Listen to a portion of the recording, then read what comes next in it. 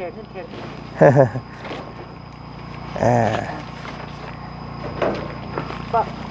บ่ไปพี่รถปลาไปพื้นรถเล็กหน่อยมันจังบ่เหยียบ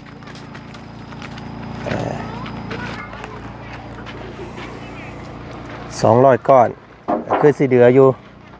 เดือกันเล็กๆหน่อยๆนี่แหละพี่น้องเนาะปุ๊บ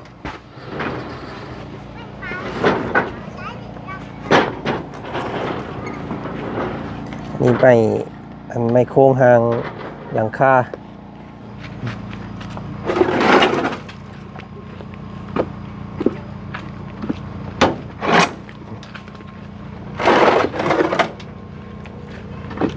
โอเคนี่กระทั่งมาจันกระสิบโอ้ยพี่น้องเนาะเอาขยับขยื่นยังได้อยู่แข่งเจ้าเนาะเบิ่งอยู่ลูกบ่ได้เจ็บบ่หำบ่ได้เจ็บบ่สมอยอยู่เนาะเฮ็ดตีมึงอยู่เฮ็ดซี่มึงอยู่เฮ็ดเด้อเฮ็ดบัดท้องได้อยู่เนาะ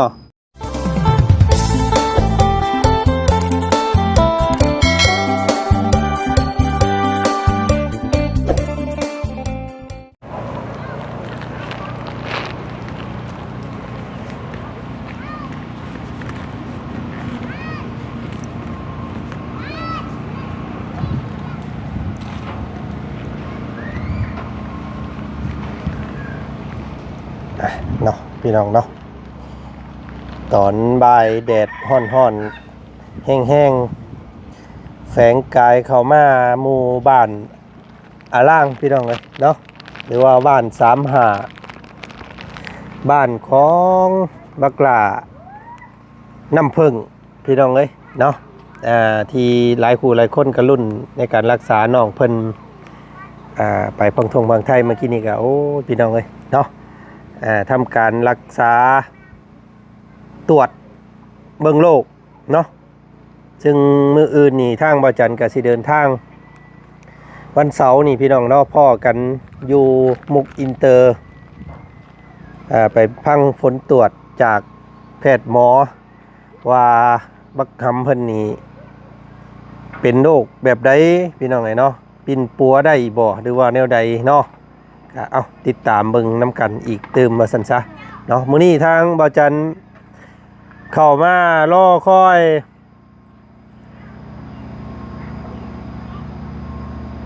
อุปกรณ์ห้องน้ำบักหำเพิ่นพี่น้องเลย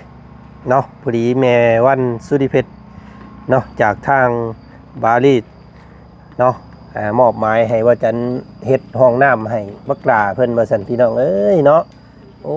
ตะกู้ย้อนแข้งลงอยู่ลูกย้อนแข้งลงอยู่เนาะเอาสบายดีป้าลุงนะเนาะเอาดีขนมเนาะกินข้าวแล้วบ้างมื้อนี้กินกับยังมื้อนี้เฮ้ยกินกับกบโอ้เนาะแซ่บบ่แซ่บซ้ำบ่อันปิ้งไก่เซโนแซ่บปิ้งไก่เซโนกับปิ้งกบเอาตัวใดเอากับปิ้งไก่เซโนเนี่ยอยากกินปิ้งไก่เซโนโอ้ยพี่น้องเนาะเอาขยับขยื่นยังได้อยู่แข่งเจ้าเนาะเบิ่งอยู่ลูกบ่ได้เจ็บบ่หำบ่ได้เจ็บบ่สมอยอยู่เนาะเฮ็ดตีมึงอยู่เฮ็ดซี่มึงอยู่เฮ็ดเด้อเฮ็ดบัดท้องได้อยู่เนาะแต่ว่ามันอยากอันตัวนี้หัวเข่าตัวนี้อยากใหญ่กว่าตัวนี้หน่อยนึงเนาะ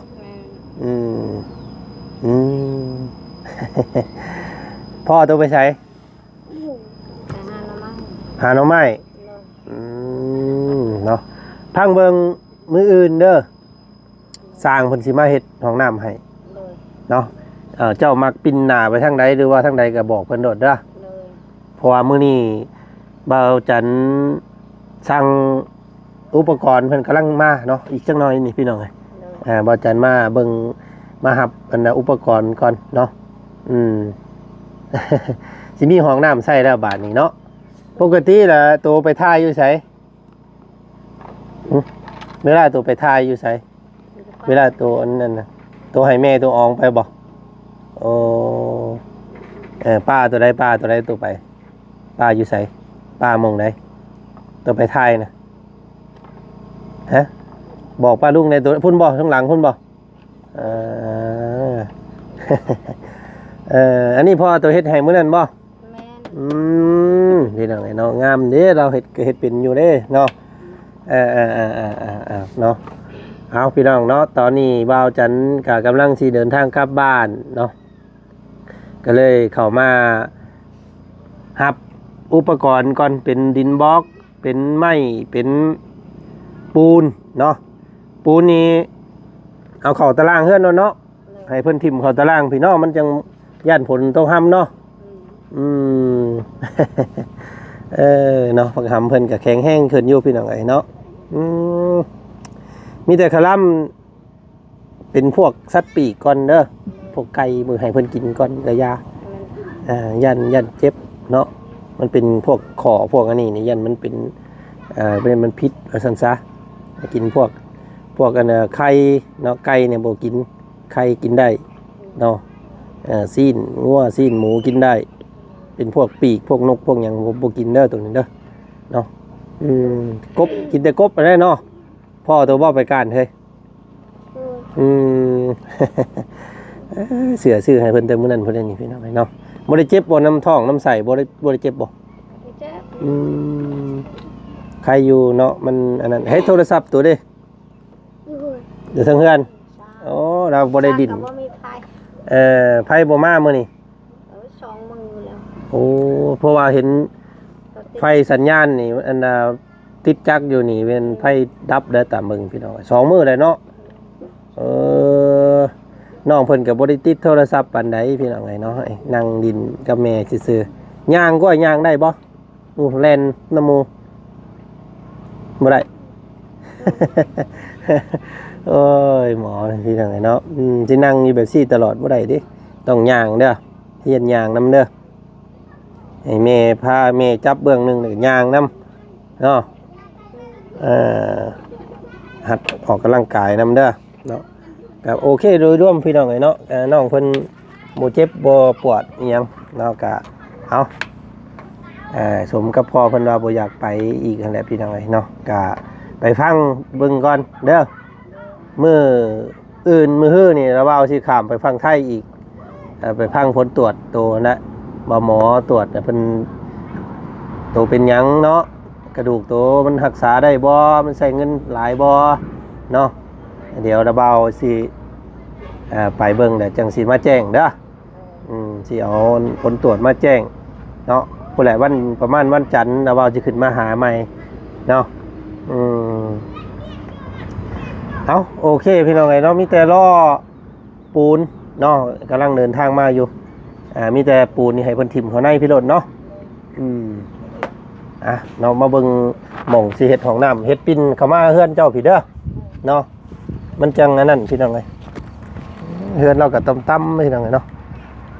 มีแต่ห่านให้พ่อตัวห่านตัวนี้ออกนี่งานี่ต้นหมากน้ำไยนี่ให้เพิ่นห่านออกเนาะ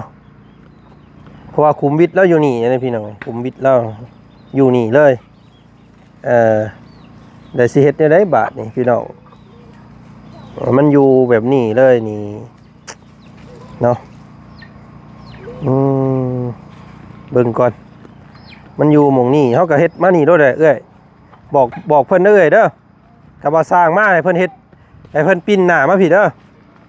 เฮ็ดติดอันนี้แล้วนี่หรือว่าเจ้าสิเฮ็ดหม่องนี้ปิ้นมาพี่ก็ได้เนาะ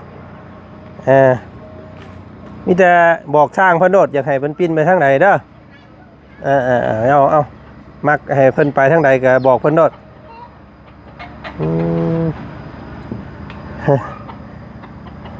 พี่น้องเลยเนาะบ่ได้อยู่คุ้มงานเพราะว่ามื้ออื่นนี่เดินทางกลับบ้านพี่น้องเลยเนาะสั่งเข้าของมามื้อนี้ก็เบิด4 ล้านปลายเนาะโอ้โถแพงขนาดพี่น้องเลยดินบล็อกก้อนหนึ่ง6,500กีบต่อก้อนเนาะว่าจันสั่งมา200ก้อนโถพี่น้องเลยแพงเนาะอุปกรณ์ซ้ำนี่เบิดเป็น4 ล้าน5 ล้านเนาะมีดินบล็อกไม้ปูน แล้วก็เล็กพี่น้องเอ้ยแล้วก็บงกบเนาะเบิด4 ล้านปลาย4 ล้าน8เนาะเกือบ5 ล้านตีไป5 ล้านซะพี่น้องเอ้ยเนาะแพงอีหลีเนาะงบในการสั่งห้องน้ำก็ได้แต่ว่าเมย์เพิ่นได้ดันว่าจะเนาะสิซอยหมู่บ้านนี่ให้มีเท่าเทียมกันว่าสันซาบ่ให้อิจฉากันเนาะเมย์เพิ่นจะให้มีห้องน้ำเบิดเลยว่าสันพี่น้องให้อยู่แถวนี้เนาะจังไดก็ติดตามเนาะขอบพระคุณทางเมย์เด้อพี่น้องเนาะขอให้เมย์จงอยู่ดีมีแห้งจงมีความสุขความเจริญเนาะมีความสบายในกายมีความสุขในใจพี่น้องเนาะตลอดไปสาธุเนาะรอสักครู่พี่น้องเลยเนาะมาแล้วพี่น้องเลยเนาะนี่เอาลงนี่ขับมานี่เลย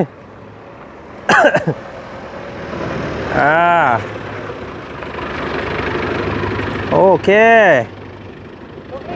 โดยปูนเอาไว้ตาราง ปูนเอาไว้ตารางเฮือนไม้เนี่ยเอาไว้อยู่นี่รถเป็นพวกดินพวกเอาไว้อยู่กกน้ำใยนี่จวดจ้าดพี่น้องเลยเนาะกับมื้อนี้ทางบ่าวจันทร์กะเผาเนี่ยเผากลับบ้านมื้อนี้พี่น้องเลยเนาะ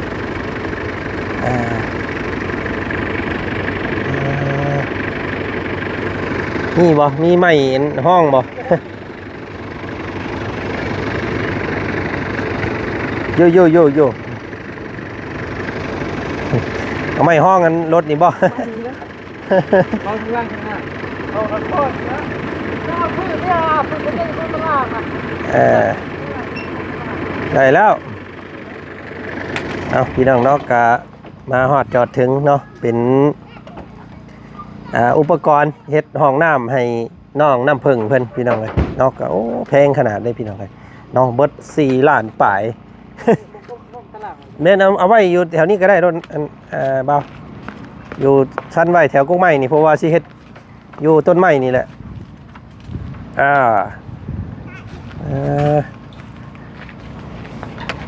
แต่ว่าเอาเข่าแต่ปูนนั่นแหละตารางเพื่อนไม้ก็มีแต่อันงามๆเลยพี่น้องเนาะเฮ็ดห้องน้ำนี่ก็สิอยู่ในระดับประมาณนี้พี่น้องเลยเนาะการเฮ็ดห้องน้ำแต่ละหลังเนาะเบิดประมาณ10 กว่าล้าน13 ล้านปลาย14 ล้านได้ห้องน้ำห้องนึงเนาะรวมทั้งค่าซ่อมกระสร้างแล้วก็อุปกรณ์เนาะเพราะว่าดินบล็อกแพงเนาะเดี๋ยวนี้เนาะโอ้เป็นราคาเราซื้อก็ได้เกือบ1,000เกือบ12 ล้านแต่เก้า1,000มีแต่4-5 ล้านเนาะเพิ่นก็เลยขึ้นเนาะหินอันที่เฮ็ดดินบล็อกนี่พี่น้องโอเคนี่เล็กเอาไว้กอดอันตัวบล็อกพี่น้องบ่ให้มันเจือนเนาะ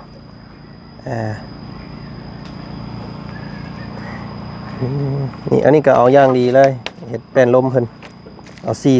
4 ผาเนาะเอา4 อัน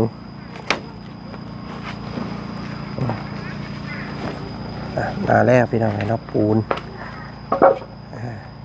เอาไว้อยู่ใกล้ๆหันก็ได้ดอกผลคือสิบ่ตกลงมามื้ออื่นสร้างเพิ่นก็สิมาเฮ็ดแล้วเนาะแค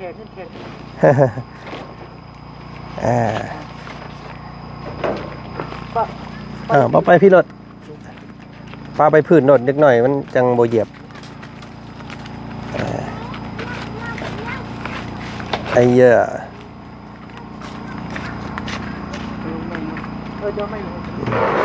นี่ไม่48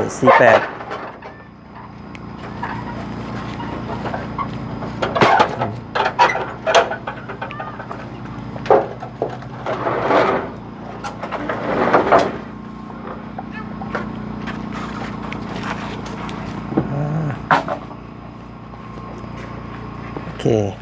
เลี้ยงไว้นี่รถ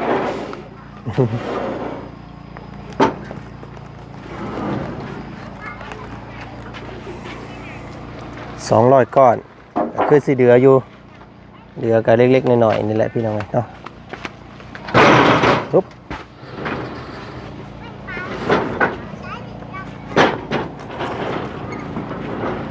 นี่ไป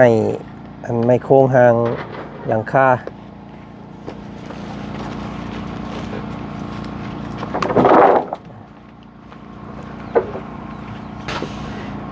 ราคาดินบล็อก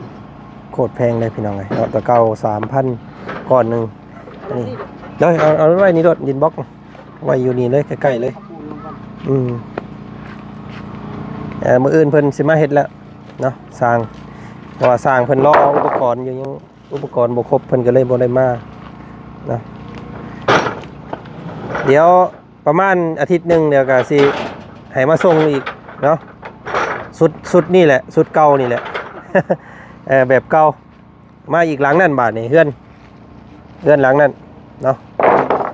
เฮ็ดห้องน้ำ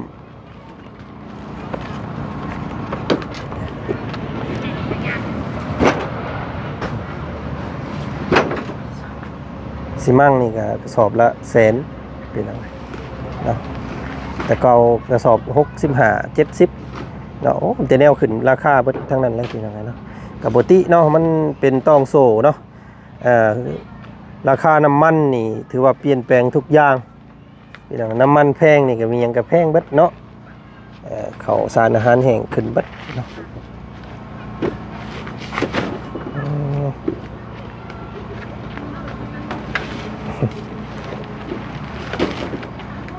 จากกันว่าบ้านน้องน้ำผึ้งไปมงเพิ่นโรงงานนี่พี่น้องเนาะก็ประมาณฮอดบ่4-5 กิโลฮอดบ่ประมาณนั้นเนาะบ่ไกลปานใดประมาณ5 กิโลจากบ้านล่างเมื่อมุงเพิ่นเอาอุปกรณ์มานี่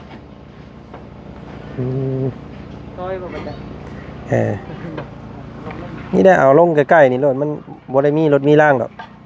อันนี้มันสบายทุกเจ้าใส่รถ ถอยอีกนิดนึงก็ได้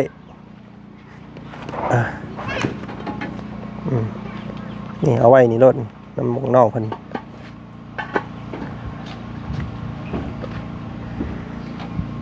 กับโมเมนต์ว่าเห็ดถึกๆเลยพี่น้องอันนี้ราคาแบบประหยัดสุดจะได้เห็ดของน้ำเนาะเห็ดขนาดน้อยขนาด2 เมตร20 คูณ 2 เมตร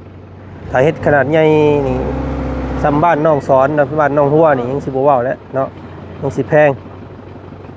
อันนี้ถือว่าเห็ดเฮาก็ว่าสิเห็ดให้มันประหยัดสุดแต่ว่าบัดพอเห็ดอีหลีแล้วมันได้แต่ซ้ำนี่เนาะการเห็ดของน้ำได้แต่ประมาณนี้ว่าซั่นซะสิประหยัดกว่านี้ก็จักสิว่าจักมันสิแน่นหรือบ่แล้วเนาะยันแต่ว่านั่งทายอยู่ดีๆมันลุปุ๊บลงโอ้ยพี่น้องเอ้ยตายแล้วอันนี้ก็คือสุดแล้วเนาะถึกสุดแล้ว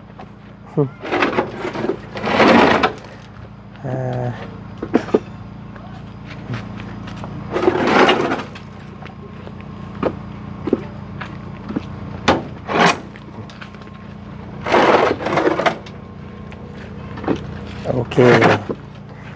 นี่กระทั่งมาจันกสิขอตัวเดินทางกลับก่อนเป็นเนาะไปล่ำล่าโดยเดี๋ยวเขาโอนให้น้องเกมเพิ่นเนาะเอาเนาะมืออื่นสร้างเพิ่นสิมาเฮ็ดเด้อไอ้เด้อโอเคนี่พี่น้องไอ้เนาะ4,640,000เนาะเกือบ5 ล้านโมเมนต์ถึกๆได้เห็นของน้ำก็ได้เนาะโอ้ยพี่น้องเลยเนาะแพงขนาดอันนี้แค่อุปกรณ์เนาะยังบ่ได้พอนะพี่น้องยังสิมีบานประตูบานประตูกับสังกะสีอีกเนาะอันนั้นก็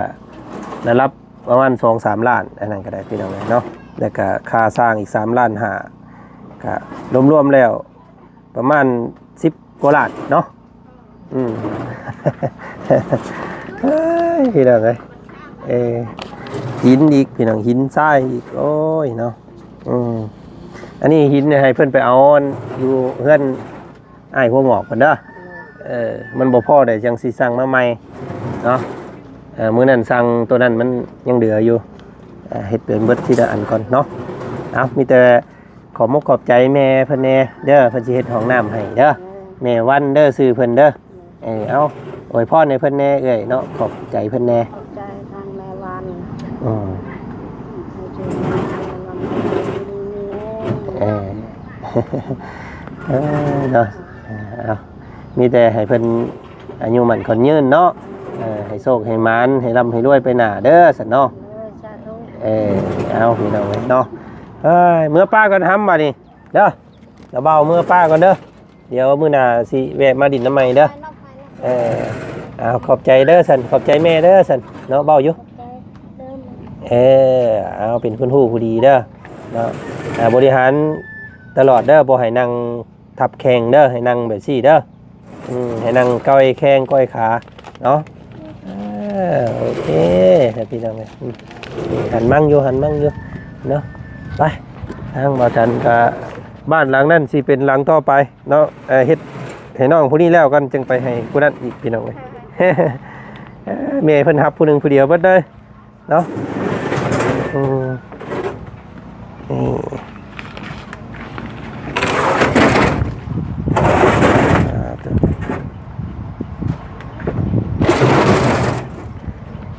ยัง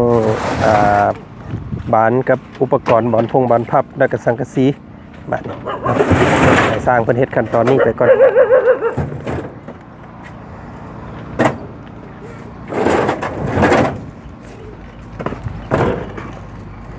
ซอยปินซอยปัว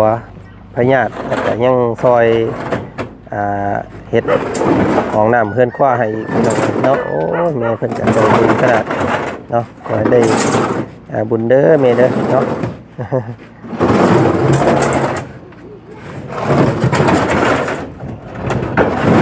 อึบวางเด้อ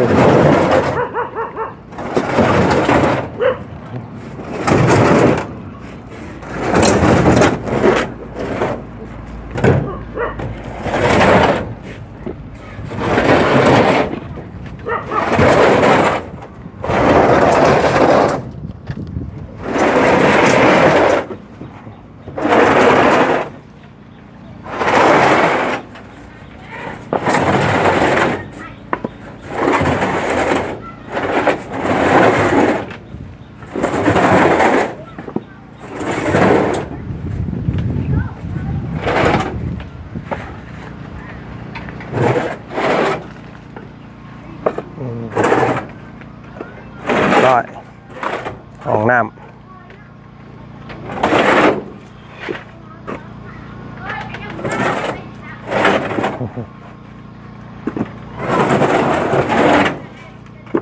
ปั๊บมา2 คนรอบนี้เนาะครบเนาะ200แถม4ก้อน โอเคโอ้ขอบใจหลายๆไปลุยงานต่อบัดนี้ ครับ เมื่อยเนาะโอ้พี่น้องขอบใจเด้อน้องเด้อขอบใจหลายๆไปทางอ้ายก็สิกลับบ้านก่อนรอบหน้าพุ่นแหละขึ้นมาใหม่อีกพี่น้องเอ้ยเนาะเอาลาก่อนเนาะลาพร้อมโซเฟอร์รถขนส่งเพิ่นเนาะพี่น้องเอ้ยเนาะก็ขอบใจเบัดทุกคนเนาะที่เข้ามาเบิ่งมาชมคลิปนี้ทางบ่จันขอโตวก่อนพี่น้องเนาะพ้อกันใหม่อีกโอกาสหน้าพี่น้องเนาะคลิปนี้ไปแล้วสบายดีพ่อแม่พี่น้องเนาะบัดสุคนไปเนาะเดินทางพี่น้องเอ้ยป่านนี้เพื่อสิฮอดบ้านกับผู้ใดค่ำเนาะ